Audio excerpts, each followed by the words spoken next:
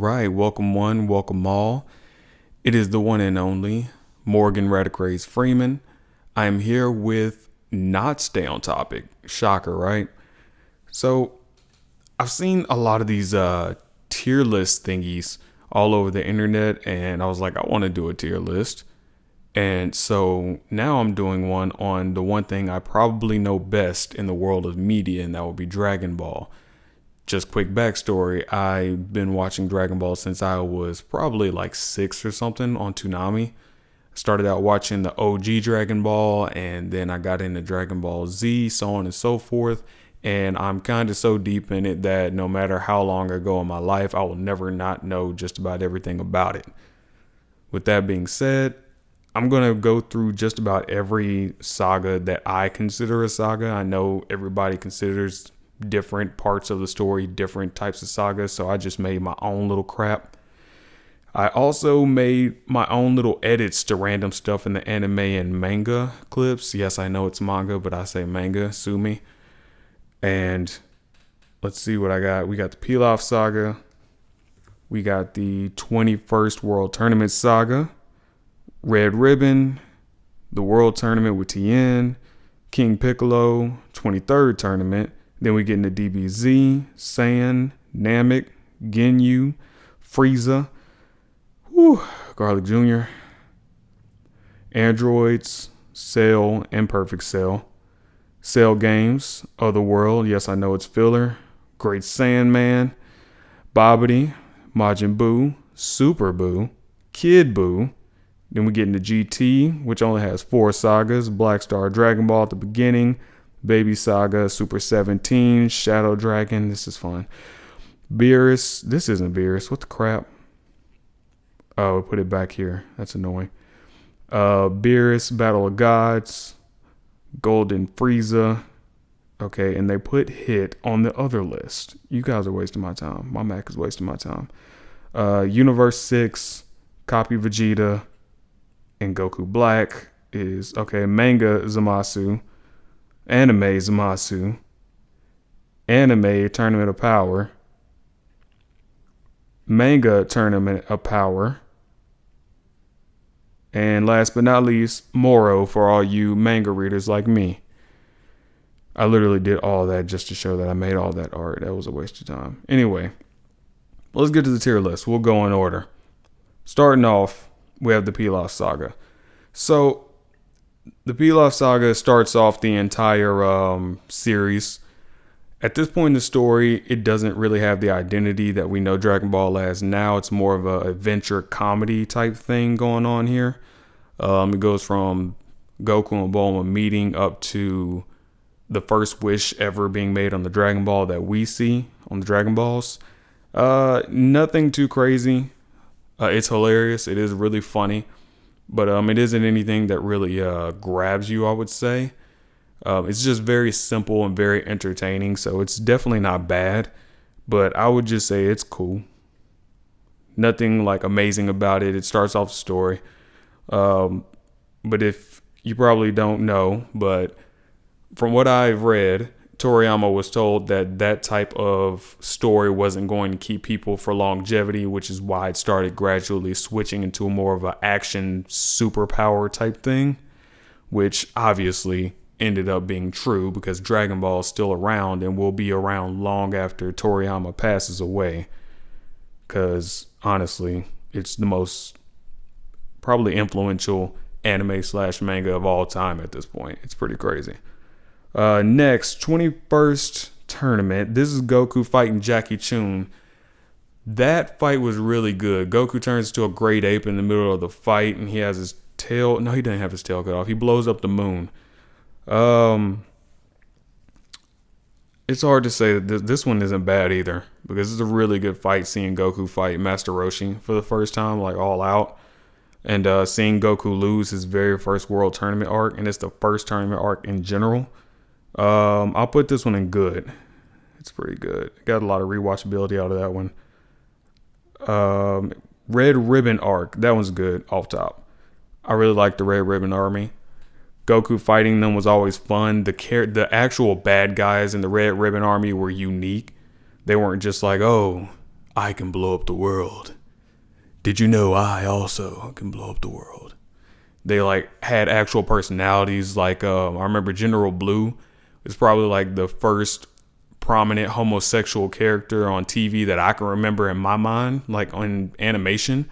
And it wasn't really a big deal. Like nobody made a big deal that he was gay, but it did like he would like scare, I think it was Yamcha. He would like scare like other guys when you hit on him and stuff like that. But the main thing wasn't that he was homosexual. It was just he was just an evil person. He was a bad guy. And I thought that was pretty cool. But yeah, definitely good. It's super entertaining to watch Goku deal with them. And that's when Goku fights Tao for the first time, which is kind of his first real L, where he almost died and had to like start the Dragon Ball theme of like make a comeback type thing. So that was cool. 22nd World Tournament. Dude, the tournament arcs are always good in Dragon Ball, in OG Dragon Ball. I can't. This is so good. Goku versus Tien is one of the best fights in the entire series. Goku loses again, but them just going at it is incredible. And then at the beginning of the tournament, Yamcha, who, upon rewatching Dragon Ball, Yamcha really was never like a good character. Yamcha was never really, I don't think he was ever meant to be taken seriously like I gave him credit for in Dragon Ball. Like he beats Goku in his first appearance, and it's because Goku is starving. And then after that, Yamcha, I don't think he ever has another win for the rest of the series. It's pretty bad. Like Tien breaks his leg in one of the first rounds here. Chaozu has his only moment in the spotlight in the entire series against Krillin when he's paralyzing people and stuff like that. But all in all, like just Goku versus Tien in general is the highlight here, and it's amazing. It's not literally amazing on the tier list, but it's great. It's nothing that I would say is just legendary, but it's great. King Piccolo. Ooh, this one's tough. King Piccolo. Because King Piccolo was, in my opinion, this is the first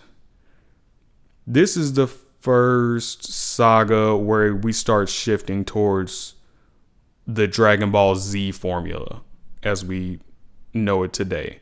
Where it's like we have a big bad that this isn't just like some guy that's really good at fighting that opposes Goku. This is like a guy that actually can fly around and blow up cities and is threatening to take over the world. Like he's the first Frieza, Vegeta, Cell, Buu. He's the first one. And so this saga is when Dragon Ball gets like pretty dark for the first time, because it literally begins with him killing Krillin, or when his cronies killing Krillin. And it's really good, actually. Goku killing him is iconic. Tien was still important and was actually kind of like Goku's right-hand man from here on to the end of Dragon Ball, which is interesting. Oh, man. Poor Tien. Tien should have been treated so much better than he was in the series. Anyway. Crap. This is tough. I'm going to put this at high good tier, like at the top of the good tier. Why did you go down here? Pilaf's like at the bottom of the good tier. I gotta make sure these are in order. This tournament is better than this tournament. Yeah, this is good. Yeah, because King Piccolo, as good as it is, I can't say that I go back to it super often. But when I do go back to it, I enjoy it. But I feel like for it something to hit amazing tier, it has to be like something that has high rewatchability. That like I think about it and I'm just like, let me go back and watch that because it was that good. I had Pilaf down here. I'm tripping. Okay. 23rd World Martial Arts Tournament. This is Piccolo Jr. versus Goku. This is when Goku becomes a teenager. There's like a little time skip. He meets up with Chi-Chi and they get engaged at the World Tournament. This one's amazing. Goku versus Piccolo is legitimately probably, I can't say legitimately probably. Isn't that redundant? It might be. It's top, for me, it's probably top 5 best fights in the series. And if it's not top 5, it's 6. It's so brutal. And this is actually this kind of a mix. We're kind of like in a hybrid area right here where they still focus on martial arts, but at the same time, we're still leaning into that Dragon Ball Z, my blast versus your blast. I can fly at light speed type stuff. I want to say this is the first time Goku ever flies.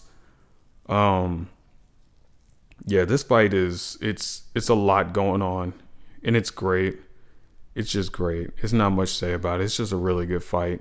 Goku really puts his all into it. They got to think about a lot of ramifications, like, oh, I can't kill Piccolo because it'll kill Kami, and Piccolo becomes giant. Like, it's a lot of techniques and a lot of actual martial arts going on, not just everybody zooming around and teleporting, and you just see bubbles of explosions everywhere. So, definitely amazing. Saiyan Saga, amazing. Best one that's on the tier list so far. The Saiyan Saga is, you can argue the Saiyan Saga is possibly the best saga in all of Dragon Ball, and I would not argue with you, just because there's so much, the evolution where Toriyama completely leans in to the actual Dragon Ball Z formula when we really go into the fighting, the techniques, the power-ups, the giant beams, the planet possibly exploding, all that. Toriyama fully leans into the Saiyan Saga, right? Like Dragon Ball Z, by the way, in the manga, it's still just Dragon Ball, but it's a very notable shift.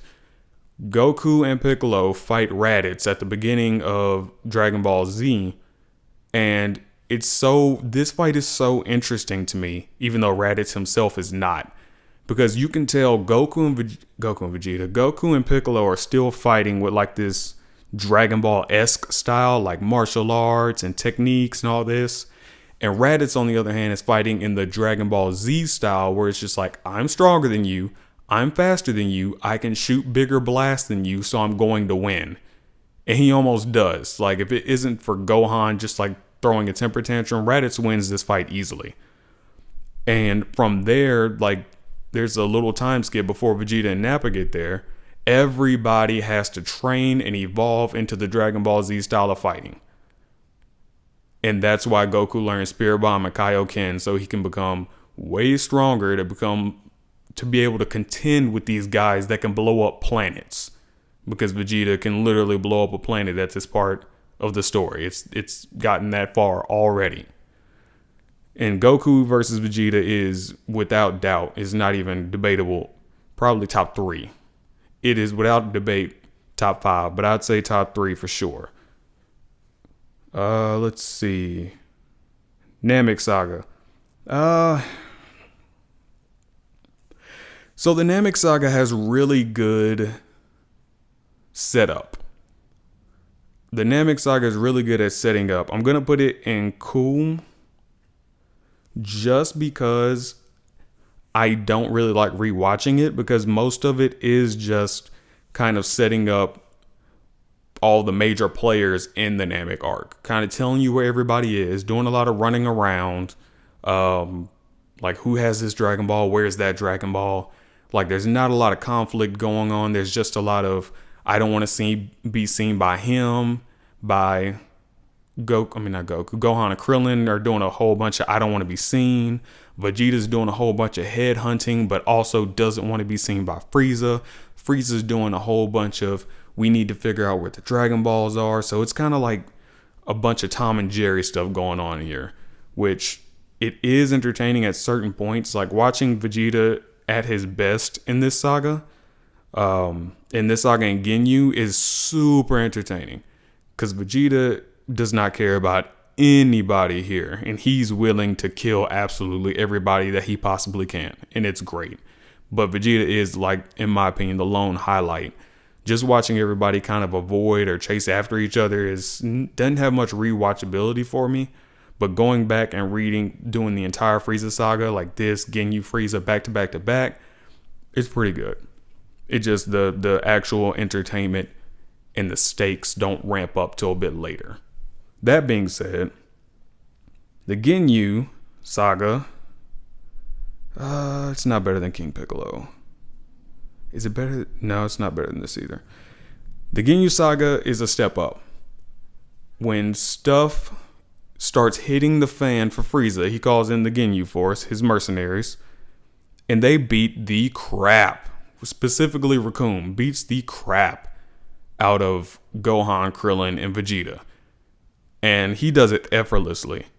Like, he's just messing around, and he just destroys them. And it's so fun to watch this fight, because you can tell Vegeta's giving it his all after he's teamed up with Gohan and Krillin, and he can't do anything to Raccoon. It's just a brutal beatdown here. And this is when Dragon Ball still had brutal beatdowns. Like, now, for the most part, or like in Super, you'll see somebody just get punched really hard, and even if they get stabbed, there's no blood, there's no broken bones. People just get like hit really hard or blew up, and they just fall on the ground and like, oh, I'm knocked out. Like, back then, there's like blood everywhere. Like, Raccoon was losing teeth. Vegeta's breaking an arm like every other fight. So that was great. Goku showing up is iconic when he shows up to Namek, and he just shows up to the battlefield. He takes Raccoon out in one hit. He takes out Burter.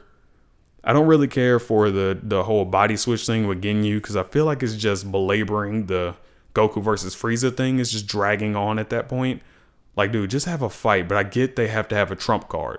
Otherwise, Goku takes out everybody in Ginyu Force other than Goldo, and there's no conflict. But there still ended up being no conflict, kinda.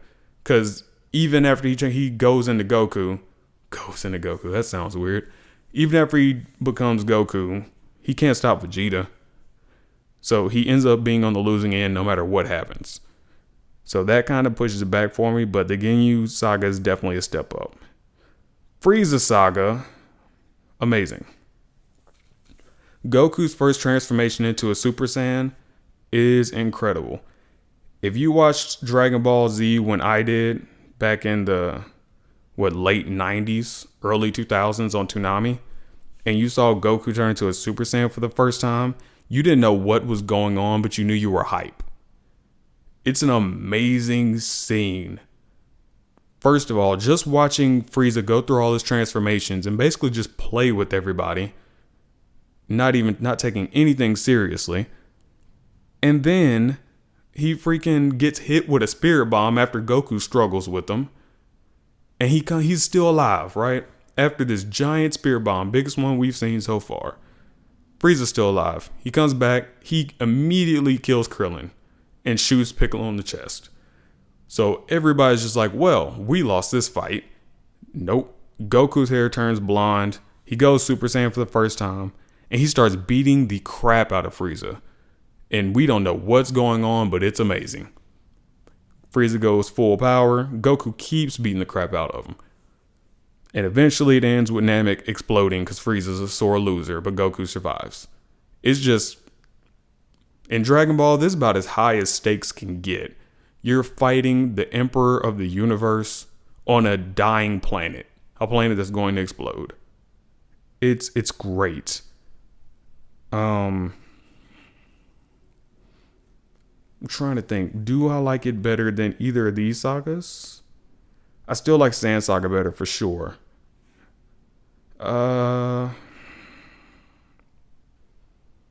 This is kind of tough. I'll put it a little bit over Piccolo. Just because I feel like the stakes were a bit higher and everything felt a little more dire. In my opinion. Like when Goku was fighting Piccolo, even if Goku would have lost, I feel like it's one of those things where, okay, Goku might have lost this time, but he can get back up and go beat the crap out of Piccolo. But with the Frieza thing, there is no going back. Goku basically told the dragon he didn't want to go back to Earth to finish things with Frieza. If he couldn't finish things with Frieza and the planet blows up, Goku's dead. Like, that's it. And Frieza's going to Earth and he's going to kill everybody on Earth and blow it up. Like, that's it. The Dragon Balls are gone. There are no more at this point. We'll talk about that later. Okay. So, since we're doing fillers, some filler sagas on here, I put in Garlic Jr. from the anime. This is trash. Goku's not there. Vegeta's not there because he's looking for Goku. Gohan is still in his like annoying form where he's just scared of everything, even though he's always like the catalyst of beating Garlic Jr., if I remember right.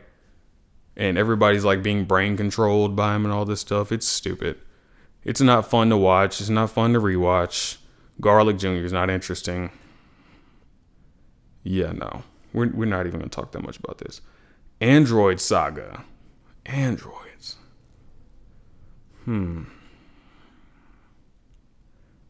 the Android Saga is basically starting from the Mecha Frieza fight all the way to right when Cell is first introduced.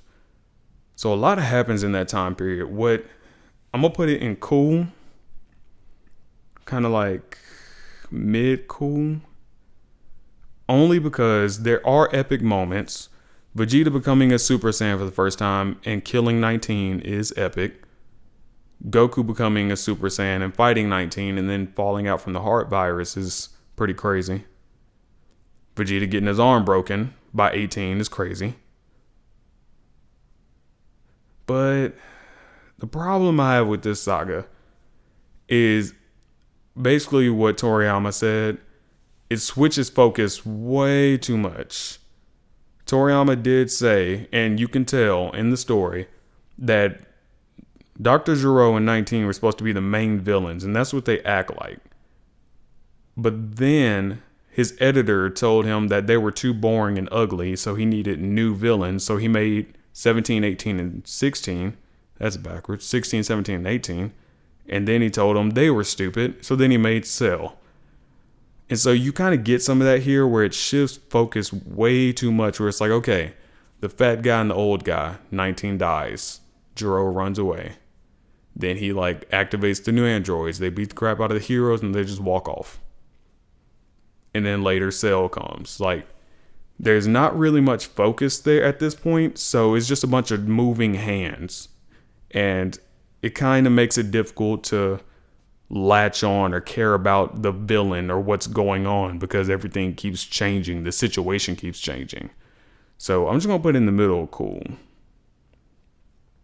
Cell. So this is Cell showing up for the first time up until before he starts the Cell games. So basically when he becomes perfect and fights Vegeta and Trunks. The Cell Saga I will give good because Cell, I love Cell. Cell is such an interesting villain. I will actually put this up here. Imperfect Cell is such an interesting villain because his personality changes with his transformations, and I think that's awesome. At first, he's like this sneaky jackass that has to creep up on people because he's not strong enough to fight like Piccolo or a Super Saiyan, so he has to like sneak around and hide himself, and which is unique for a villain. Usually a villain shows up and he's like, oh, I'm strongest in the world, and he beats everybody up, and now there's this mountain you gotta climb to beat him. When Cell shows up, he's not strong enough to beat Piccolo. And he lets him know, like, he's like, I gotta absorb like humans and the androids and stuff to be able to keep up with y'all. And when he realizes he can't beat Piccolo and backup starts coming in, he gets out of there.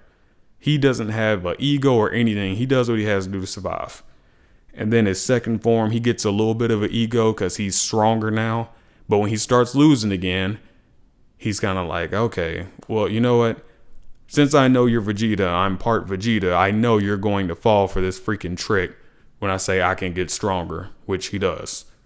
So I really like Cell's character. I like when he becomes perfect, where he's like, hey, I could just be like this evil Frieza-like clone, where it's like, hey, I'm going to blow up the planet because I hate you, and I'm going to kill everybody you love. But no, he's just like, dude, I just want a really good fight. And if you can promise me that you can get stronger and fight me again, then that's what we're going to do. I'll hold a tournament. Cell's awesome. That being said, Cell Saga is amazing. I'll put it at the bottom of amazing. Gohan going Super Saiyan 2. Goku versus Cell is amazing. Cell blowing up. The final clash. Vegeta doing the assist. Vegeta getting pissed that Trunks died. There's just iconic moments all over the Cell games. I don't even have to go too deep into it. Otherworld, filler arc. Bad. It's a filler arc, so it has PyCon and characters that don't exist, and there's nothing special about it. And it has no rewatchability. This PyCon guy that looks like Piccolo is there just to give Goku yet another rival that actually doesn't exist because he's non-canon. And he's strong enough to like one-shot perfect Cell, which this part in the story is shortly after Cell died. So there's no way Goku should be able to fight this PyCon dude if he can one-shot perfect Cell. But he does. And he uses the Super Kaioken, which is cool. That keeps it from being dookie. But yeah, it's pretty trash. Great Sandman Saga. Also actually pretty bad. It's better than Otherworld, but it's pretty bad. The reason this is bad is because this is the part of the story. It focuses on teenage Gohan and Videl, who he meets at school and ends up becoming his girlfriend. This entire section of the story is Gohan trying to deal with being a superpowered, he's not a human being, being a superhuman, super Saiyan, all the above. Actually, he's half and half. How about that? And trying to hide his identity so he becomes a superhero. It's pretty boring, actually. He teaches Videl how to fly. He teaches Gohan how to manipulate his energy and his ki. There's nothing interesting going on here. This was Toriyama trying, I don't think he was fully trying, but he was kind of trying to make Gohan the main character and keep Goku dead. But I think eventually he just got bored of it. And he shifted right back to Goku in the next saga. So this is just, I don't know, it just feels like a lot of meandering. It's just like, oh, here's a day in the life of Gohan fighting crime. And now he meets this girl. And this is Gohan's little brother. Chi-Chi was pregnant and he didn't even know. It's like, okay, sure. Babidi Saga. So this is when the tournament happens. Goku's back. We have Majin Vegeta here. We have Gohan versus Deborah. To be honest, this one isn't that great either now that I'm thinking through it. Probably the best thing this saga has going for it is Goku versus Majin Vegeta, which is pretty good. Not as good as the original fight, but it's easily the highlight here and one of the highlights of the overall Buu Saga. But everything else is kind of boring. I'm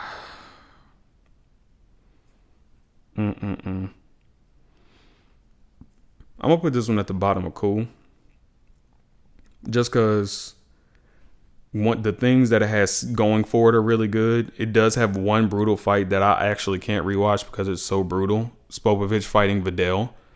Like, he literally just like destroys her and it's really hard to watch. Goku versus Majin Vegeta is great. And just seeing Goku again and having the whole team meet up again after that 7-year time skip and just kind of like catch up is pretty cool. And the Goku meeting Goten, his second son, for the first time is pretty wholesome. So that's enough to elevate it to cool because everything else is pretty boring. Okay, Majin Buu, Fat Buu Saga. This is when Buu is born. Everybody kind of takes their shots at him. Starting with Vegeta, who sacrifices himself, which is honestly one of the most emotional moments in the series. Vegeta, like, finally admitting that he does care about others, and including Goku, and then sacrificing himself to try to save everyone and atone for his sins, even though it's too late. It's pretty amazing. The Super Saiyan 3 transformation is iconic. I don't care much about Buu himself. I like the fact that he's kind of, he's another unique twist on a villain. Like I said, the villain so far, like Frieza's kind of your run-of-the-mill, I'm evil, I can blow up the planet type villain. And then Cell is kind of a twist on that where he's like, well, yeah, if nobody can like really entertain me, sure, I'll blow up the planet. But I'm way more interested in actually just fighting you. That's not really my MO. My end goal is not to blow up the planet. It's really just to get the best fights I can get because I'm a Saiyan at the end of the day. And then Buu is on the whole different spectrum where he's just like, I like candy, I'm fat, I think everything is hilarious, and I'm so simple that I don't even know what I'm doing is bad. And that's interesting. I don't really care for him for that reason, because he doesn't. I knew, like, just watching this for the first time, you knew he wasn't going to be like the end bad guy, this form of Buu, because he was too innocent. But yeah, Super Saiyan 3 is awesome. Vegeta sacrificing himself is awesome, and we meet Gotenks here for the first time, which is pretty crazy. I'll put this in high cool. I rewatched that over the Namek Saga. Super Buu Saga. Okay. Just to give context, I do not, as a whole, as a complete body of work, I do not like the Buu Saga. This middle chunk featuring Super Buu is mostly the reason why. This part of the story really feels like Toriyama is dragging this story in this saga because he doesn't know when he wants it to end. I don't know if he's ever confirmed that, but that's what it feels like, and it's annoying.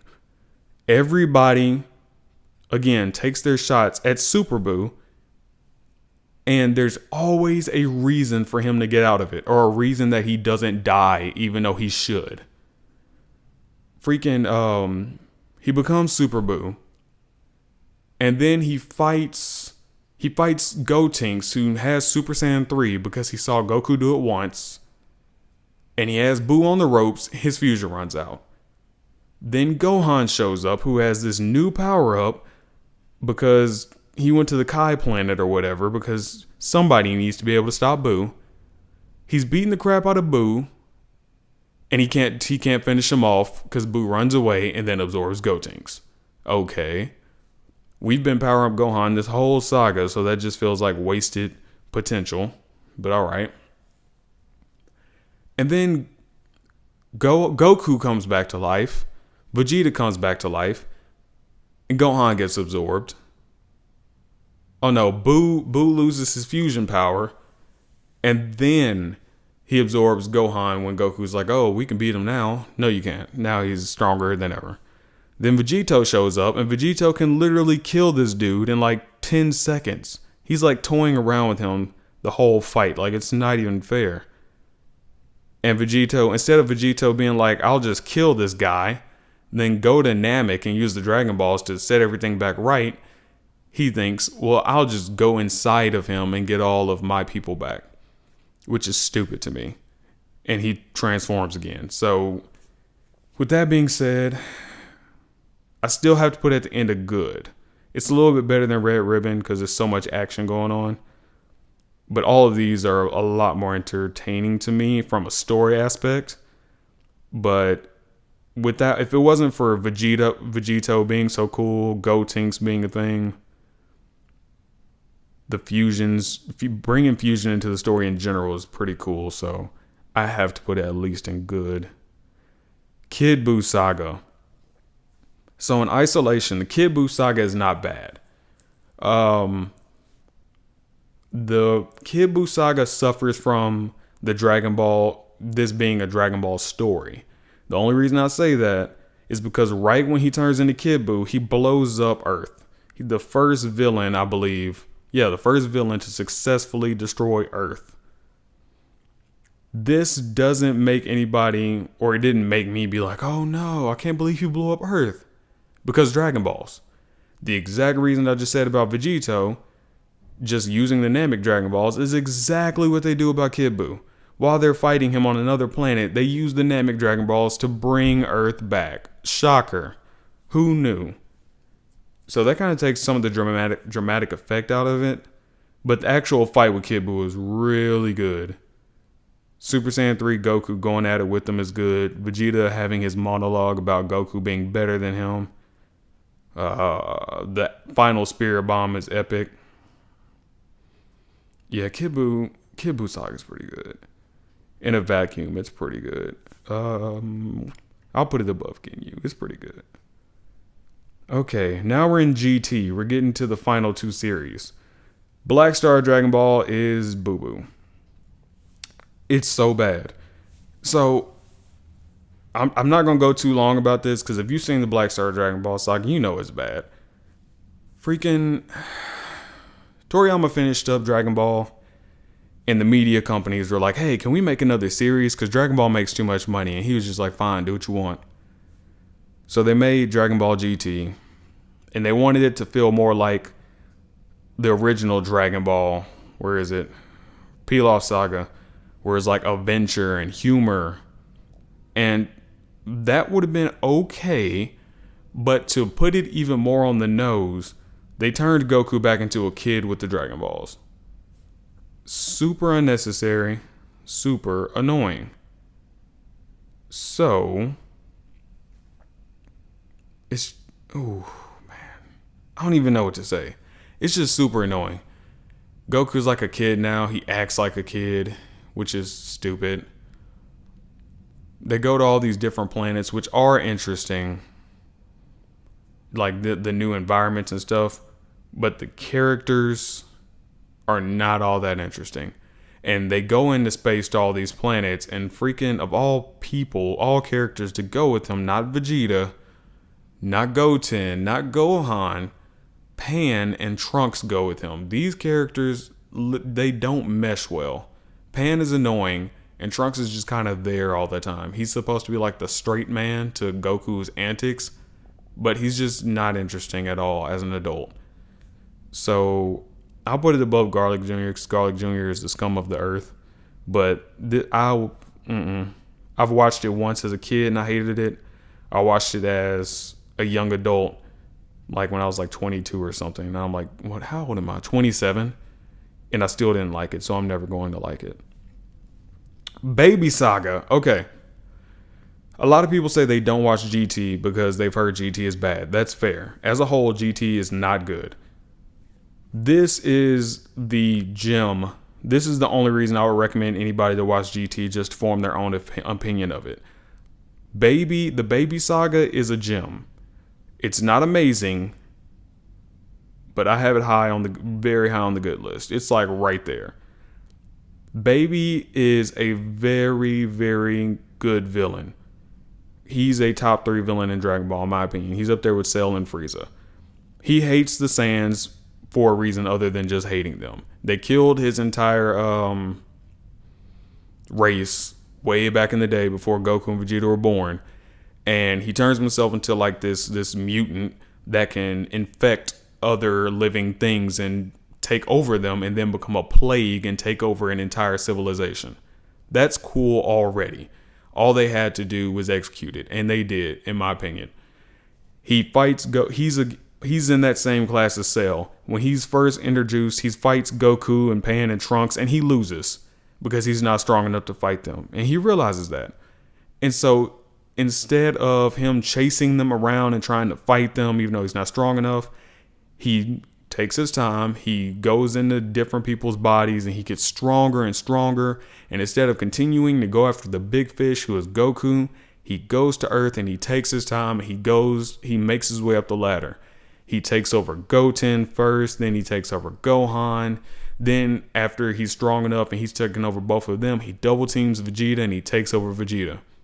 Like, it's so great to see a villain just taking their time and going step by step. It's like, okay, I can't beat the hero, so I need to be smart about this. And by the time Goku and his team gets back from space, he's taken over the entire Earth. It's crazy. He becomes Baby Vegeta. He transforms in all these different Baby Vegeta forms. He wishes Planet Vegeta back just to take it over because it's kind of symbolic of the Saiyans taking over his race and killing all of them. So now he's the king of Planet Vegeta. And I'm saying all this and I haven't even gotten to the best part. Super Saiyan 4. Super Saiyan 4 is the best thing to come out of GT. It has a great design. The way Goku achieves it by bringing the Great Ape back is great. Bringing the Tails back. And Goku versus Baby, the final fight, Baby turns into a Great Ape. And it's actually like a pretty sizable fight, and it's pretty good. Like, I can't put it in amazing because it does have its issues, but this as a full saga, Baby, don't look down on Baby. It's a good thing. Good saga. Super 17. Trash. I will put it in bad just because of the fan service. But it's trash. This saga is like 6 episodes long. And literally all of it is just Dr. Mew, who made Baby, or modified Baby, I should say, and Dr. Gero from the Android Saga meet each other in hell and somehow have all the resources to make a new Android 17 who somehow connects with the real 17 from hell to earth and turns him evil again. And then it opens up hell somehow, and all these bad guys from Z, from original Dragon Ball, and from the movies like Cooler and stuff, appear on Earth and just start wreaking havoc. And most of them, if not all of them, just get one shot. Goku has to go to hell. He fights Goku, and that makes no sense. Goku goes to hell and he fights Cell and Frieza again for no reason. He didn't even go Super Saiyan. He's just like messing around with them. And this is all just so the two 17s turn into Super 17, beat the crap out of Oob, Vegeta, Gohan, Goten, everybody. Goku comes, turns Super Saiyan 4. Goku behaves like an idiot in this fight. He knows that androids can absorb energy when they have those little red things in their hands, but he just keeps blasting the crap out of them until he's too strong to stop. And then him and 18 eventually kill him on some nonsense. That sounds like a fan fiction story. It's terrible. Shadow Dragon Saga is bottom of cool. I give it at least this because it had a good concept. The Dragon Balls being turned against our heroes for them being so reliant on them is a good concept. Gogeta appears here as a Super Saiyan 4. That's dope. Vegeta becomes a Super Saiyan 4. That's dope. But the problem is 4 out of the 7 Shadow Dragons that they fight are complete trash. Like just trash. They literally feel like filler episodes. Like nothing gets serious until the last 3 dragons, and they're all encountered like in the same area back to back to back. So literally none of this. They literally could have had some text dialogue like Goku and the others defeated the first 4 dragons, and now they look for the last 3, and the story would have been the exact same. It's ridiculous. So yeah. I'll put you in cool just because Gogeta is awesome. Goku and Vegeta fighting together as Super Saiyan 4 is awesome. And just the last 3 fights in general are pretty cool. Oh, and Goku's Dragon Fist on Ice Shenron is iconic. I don't care. Battle of Gods is bad. This is bad. It's better than Super 17. It's better than Otherworld. It's definitely better than you. It's bad. It's bad because they literally took a movie that was already done and they made it into several episodes for an anime arc. It's super annoying. It's not good. The animation is bad. This was the first arc in Super, actually. The animation is really bad. They changed some stuff from the movie for no reason. It's just not fun to watch, especially if it's your first time watching Super after you've seen the movie. We were super annoyed by this even existing. But if that's not bad enough, the Golden Frieza Saga is even worse. This is in the Dookie tier. This is so bad. The animation is still really bad. This is a million times worse than the movie. What the movie had going for it is it was actually really pretty, even though it still felt like just like a marketing ploy. This doesn't even feel like a marketing ploy because it's so ugly. So it's like, not only is the story bad, like, oh, Frieza came back to Earth and nobody noticed.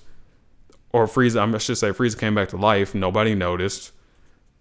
Freaking Frieza trains for 4 months and he becomes stronger than Goku and Vegeta, who are fighting with gods at this point. Super Saiyan Blue being achieved is not shown. They just pop up and they're like, we have a new Super Saiyan form. It's Super Saiyan, but blue. And Frieza's like, I have a new form too. It's my final form, but gold. And they just have this big fight. And Frieza blows up the Earth because he's a sore loser. Goku gets taken out by a random gun, like a regular gun. And in the freaking anime, Piccolo dies for no reason. This is all stupid. It's so stupid. I'm getting upset talking about it. Let's move on. Universe 6. Universe 6. This is the first new content we get with Dragon Ball Super after we rehash 2 movies. I'm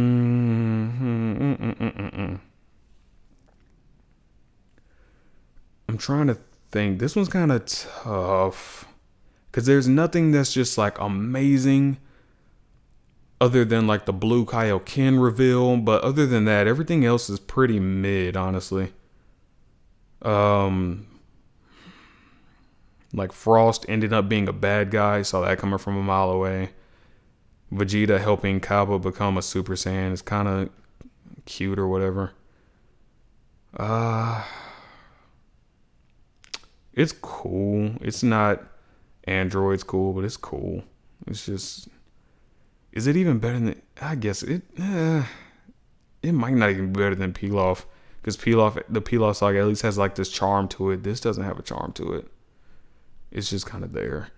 We're just happy that it's new content. Yeah, I'll give it that. Copy Vegeta Arc is trash. It's weird because you can't call it filler because Dragon Ball Super was anime first and the manga was going along with it, which is super strange, but that's how they did it. This is not that many episodes. It's just Gotenks in space fighting this thing, this parasite, not unlike Baby, that becomes Vegeta. And Goku has to show up and save the day. That's the entire story. It's kind of stupid. Yeah, just because it's shorter than the Black Star Saga and Garlic Saga, I could actually watch it. I don't want to, but I would be more willing to rewatch it than, you know what? I don't care. I would watch these 3 or 4 episodes over this entire God knows how many episodes, 10 or whatever. So I'll put it at the top of Dookie tier. Okay, I have these out of order, I think. Yeah, so let's do Anime Zamasu first. Dog, I don't know if this is a hot take or not. I do not like this crap. I don't. While the Zamasu Saga was happening, it was great. The ending of this was so bad that it retroactively made the entire saga bad. I'm not kidding. The Goku Black Saga ends with Trunks, of all people. Vegito couldn't take Zamasu down.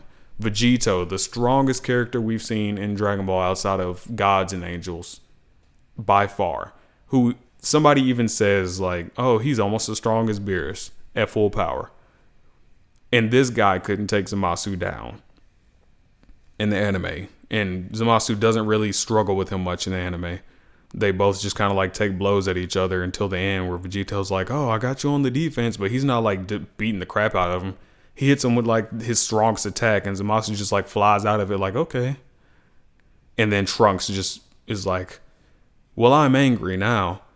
And somehow makes a freaking spirit bomb and then cuts Zamasu down. And Zamasu becomes like one with the universe. And they try to blast the sky, which obviously doesn't work. And end up having to use Zeno to just delete the universe. Which I don't have a problem with the Zeno part, but I have a problem with everything else. It's so stupid. Trunks gets a random power up for no reason. It's not foreshadowed or anything. They don't tell us anything about why he has a new form and why he's strong enough to keep up with Black all of a sudden. In all the time travel shenanigans, there's like God knows how many timelines to make this make sense, but it still doesn't make sense. Because the Zamasu from the original timeline is allegedly the one that comes to help Black with the time ring, but Beerus kills him. But then it's like, oh, but since another one had the time ring, he still exists. And it's like, dog, that doesn't make sense. No matter how much you try to explain it to me, it doesn't make sense. Goku does a bunch of stupid stuff. He's like, oh, I went and got the pot to seal Zamasu in, and he leaves the top or something at home. I don't remember what even worse. I take it back. Trunks does it. Trunks watches a video of Piccolo on YouTube. This sounds like I'm trolling. He watches a video of Piccolo on YouTube. For some reason, Piccolo's on YouTube. And he learns to do the Mafuba in like 10 seconds. And he does it to Zamasu. That's ridiculous. This entire arc is ridiculous. That's all I can say. It's just not good. If you watch it if you just stop watching it and just pretend that like Vegito killed him or something, then it's okay. But the ending is just, they was like, we don't know how to end this, so let's just throw stuff at the wall and just wrap it up and get to the tournament. The Manga Zamasu arc, on the other hand, is cool. It's actually pretty decent. I'll say it's better than Androids. There's actually plenty epic moments in here.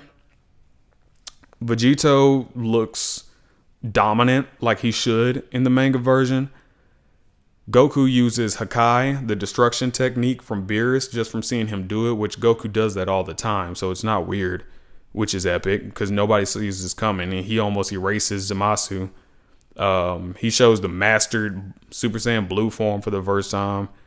Vegeta uses this Gamma Burst Flash, which is like this huge attack that he tries to kill a bunch of Zamasus with. Trunks doesn't get any random power up. He's just as strong as he should be. Yeah, like this, I would say the manga is the preferred way of experiencing the Zamasu arc, because everything just makes sense. When Black first shows up, he isn't like this super strong baddie that they have to deal with. Like Vegeta goes Super Saiyan 2 and just wrecks him, which makes sense because Black doesn't know how to use Goku's body. It's still stupid that he can just use Zenkais to get as strong as he did, as fast as he did. It doesn't work like that. It never has, but that's just one thing that I'm willing to ignore because the rest of it makes sense. They use actual strategy to fight Black, like Vegeta switches through his forms to keep his stamina up and things like that. Goku doesn't. Goku uses the Mafuba himself, but he just has a simple mix-up instead of just a full stupid moment. He like takes a discount to a strip club instead of the actual seal, which is kind of funny actually, rather than just annoying. And staying with the manga is the manga version of the Tournament of Power, which is pretty bad. It's better than Zamasu, but it's bad. They kind of speed through the Tournament of Power in the manga because it was already done in the anime. There's some cool moments here and there, but all of the important moments are kind of rushed through. Like, for instance, Kefla appears in the anime, and Kefla versus Goku is an amazing fight in the anime. Kefla appears in the manga, and Gohan, of all people, fights her, and it's completely off-screened. So weird. None of it is shown. We just see Gohan saying, "I'm gonna fight you, Kefla," and she's like, "Okay." And then like next chapter, they're just beat up and bloodied, and they knock each other out the ring. It's so weird. And then the ending of Jiren versus Goku and Frieza, 17 has nothing to do with it, and it's so simple. It's so simple. Frieza throws like a giant death ball. Jiren deflects it, and Frieza just like launches himself into Jiren while Goku has him in a headlock, and all three of them get knocked out. It's stupid. The Tournament of Power in the anime, on the other hand, is surprisingly really good. I can't call it amazing because there's so much filler in it. Like, there's so many fighters in the tournament that you don't really care about. And the problem is there are a lot of guys or a lot of just fighters in this tournament that are nowhere near Goku, Vegeta, Gohan level, right? Or Frieza, I should say. The problem is when these people show up, these fighters that are not on their level show up, they get an entire 1 or 2 episodes dedicated to them before they get taken out. And it feels like a waste of time in some episodes. And on top of that, I really hate that they brought Tien, and Tien is the only character out of all the Universe 7 people that had like no big moment. The person that Tien took out and quote unquote Tien sacrifice was somebody anybody could have took out. He was like a sniper or something. It was stupid. And it's like, dog, you don't look good taking somebody out if you're also getting taken out. it just evens out. So they could have replaced, if they were going to go the villain route, go bring Cell back to life. Or just bring Buu and stop making Buu fall asleep. TM was wasted space. Even Krillin in his like one episode had better stuff to do. But overall, the ending of this is amazing and iconic. Goku, Frieza, and 17's last stand against Jiren is amazing. All of Ultra Instinct's appearances are amazing. Vegeta fighting Toppo in his new form and using Final Explosion is amazing. So there's a lot of epic moments here for me to put it. I'll put it right here. King Piccolo is a little bit better. Last, spoilers. If you have not read the manga, Moro is past the Tournament of Power and it is finished. We're in a whole new arc after Moro. Moro is the best saga in Dragon Ball Super. And that is that is not debatable to me. Moro is this evil wizard, Ganondorf-like wizard, but he's a goat, that nobody's ever really talked about, which is fine because he's been in jail, so there's no reason to talk about him. He's been in jail rotting away. And he shows back up to, he gets out of jail to cause all these problems. And we've never really had a real enemy that's a magic user. Like Babidi wasn't a fighter, he was just a support guy. But Moro's like an actual fighter that fights with magic. And he eats planets, which is also unique. Moro has trouble with Vegeta at the beginning of the arc because we know how strong Goku and Vegeta are at this point. But eventually, Moro ends up becoming way stronger from eating. I think he eats like energy from Namek. He kills a bunch of people and eats their energy. And Moro becomes too strong for them to deal with. So instead of dealing with fusion and trying that to kill him, Goku and Vegeta go their separate ways, and surprisingly, Vegeta goes to Yardrat, where Goku learned instant transmission. And Vegeta learns new techniques instead of unlocking a new form, and I thought that was pretty cool. Goku meets an angel and learns how to use Ultra Instinct Sign. So they both kind of find different ways that they think they should deal with this threat. And they come back to Earth, and this time Goku comes back first. Goku loses. Vegeta comes back and Vegeta has him on the ropes and he absorbs somebody and gets another form. And then kind of after that, it's kind of like your normal Dragon Ball Z stuff. Like, oh, I beat you, but I have a new form. Oh, I beat you. Oh, but I have a new form type thing. Which is kind of bleh. But before that, it is cool to see all the Z fighters have their own little moment. Yamcha gets a win against some random fodder guys, which it's just nice to see Yamcha get a win. I'm not going to lie. But it's pretty epic. The ending is epic. This guy kills well, he doesn't kill the angel. The angel basically sacrifices himself for Goku, which leads to Goku unlocking like the real Ultra Instinct, the silver version from the tournament. And Goku takes out, well, he doesn't take him out. Goku dominates this guy. He does some last resort tactics like villains do. And it ends up being a surprise team up. Goku and Vegeta have to team up to beat this guy, but it's still not enough. And the person that ends up being like the X Factor is Oob, which Oob has like been mentioned here and there, but he hasn't been a part of the story yet. And I think that was incredible. That was an incredible spin. So I'll put it like at high good. It's almost amazing. It might hit amazing when the anime comes back. But right now, I'll give it a good. Like, that ending was great to me. Just throwing Oob in there and being like, he's the reason that we won this bad boy. And he doesn't even know how strong he is. I thought that was dope. Okay, we're actually done. Holy crap, it's been an hour. Bye.